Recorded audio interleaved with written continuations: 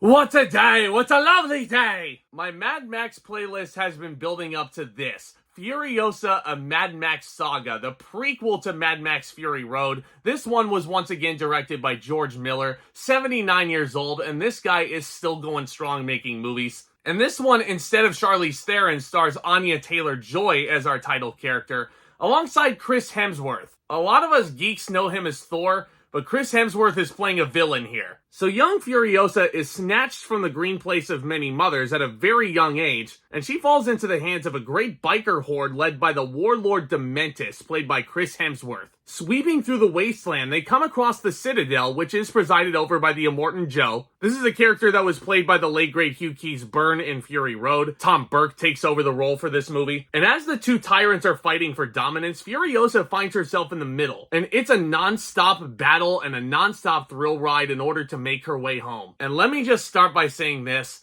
George Miller, it's good to have you back, man. I rewatched this masterpiece in the build-up to Furiosa, and my god, it's like every time I go back and revisit this, it's like I know how amazing it is, but I don't realize just how amazing it is until I rewatch it. Just because this is a cornerstone of the action genre now. And when I heard that George Miller was actually planning on making a prequel of the Mad Max Saga centered around Furiosa, I was like, that's interesting. Furiosa was a great character. I'd like to see her origin story. And you get her origin story. Furiosa is a high-octane, revenge-fueled odyssey. And it actually feels very Shakespearean in a way, because it is structured in a 5-act structure, which I think is actually really neat. You don't really see that in a lot of movies nowadays. You know what else you don't see in a lot of movies nowadays?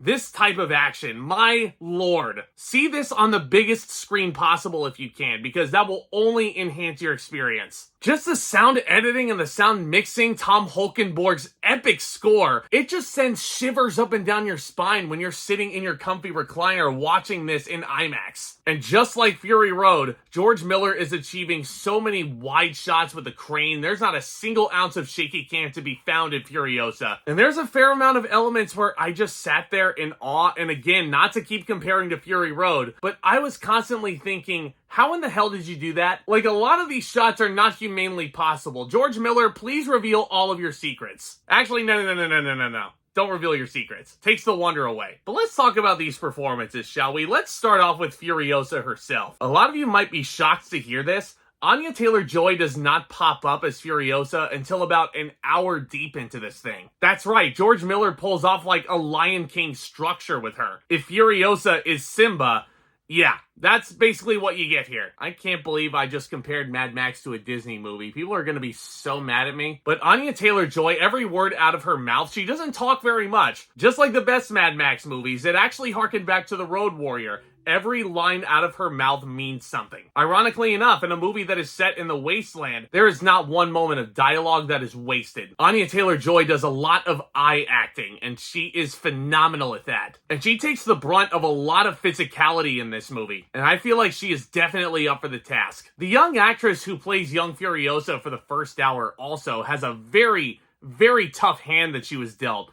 And I feel like she plays it with so much class. She was excellent in this. And while I'm on the topic of Anya Taylor-Joy and her physicality, mad kudos and a huge round of applause goes out to the stunt team in this. These are the teams that the Fall Guy was paying tribute to a few weeks ago. All the hard work that went into this movie and all the sacrifices that the stunt team is making here, setting themselves on fire, just jumping out of vehicles, just putting their bodies and their livelihoods on the line just to entertain us. These stunt performers are warriors and they cannot go unnoticed. Speaking of not going unnoticed, you know one person who really did not want to go unnoticed out of this?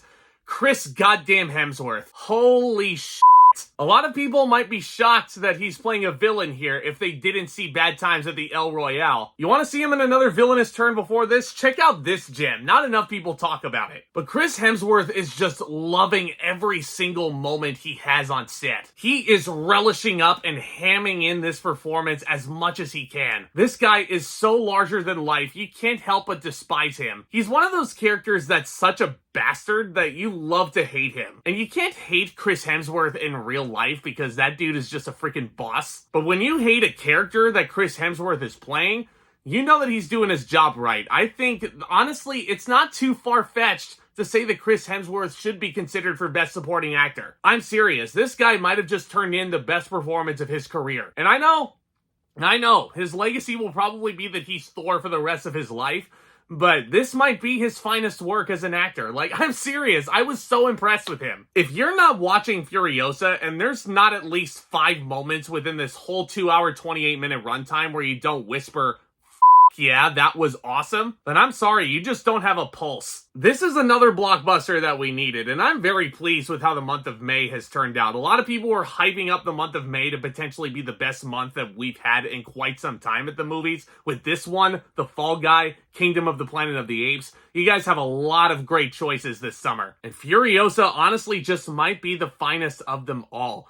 Nobody can make an action movie like George Miller, guys. I'm just telling you that much. Like, these Mad Max movies, all 5 of them so far, every single one of them needs to be studied in their own way, because you don't really see them like this. And it might not be too far-fetched of a prediction to say that Furiosa just might be the best pure action movie of 2024. And I know we're not even halfway done to the calendar year yet, but I don't think that prediction is too far out of reach to be correct. Now, I do hate to compare this to Fury Road, as I have previously in this video, but that's actually where my nitpicks start to come in. I don't think Furiosa is as exciting from the get-go as Fury Road is. It is a lot slower paced at 2 hours and 28 minutes, which, correct me if I'm wrong, I think is the longest Mad Max movie we've gotten so far. And yes, you are in for an epic, you are in for an odyssey, which is to be expected. But when the other Mad Max movies were as pedal to the metal as they are, I don't want to say this one feels out of place or any different from those, because it's certainly within the same realm. But there were points where I could certainly feel the runtime. And I know that's not really normal, because I was riveted by this movie, but there were a few points, especially towards the beginning, where I was like,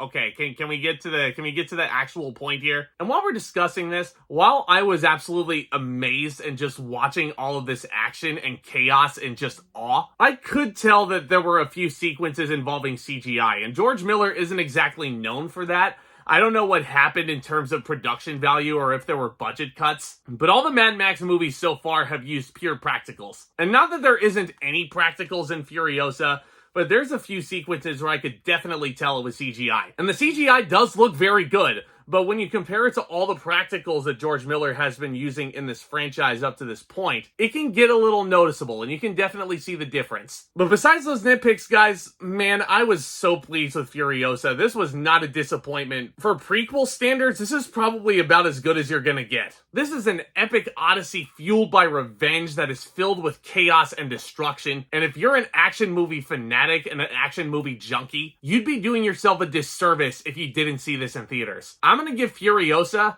an A. Damn, this movie was badass. I can't wait to watch it again. Well, let me know what you thought of Furiosa down in the comments section. What is your favorite of the Mad Max movies we've gotten up to this point? I've reviewed every single Mad Max movie now up to this point. There's a big playlist on my channel. If you missed those reviews, go check those out. And if you're new to the channel, if you've stumbled upon this channel for the first time, we're talking all things in the cinematic world, all new things movies, all new things entertainment. So you guys have come to the right place if you love those topics. So do consider subscribing, tap on that thumbs up as well. That would be a huge help. Blockbuster season's really kicking into another gear, guys, and Furiosa might have just set the bar. Y'all are the best, guys. Look out for more videos very soon.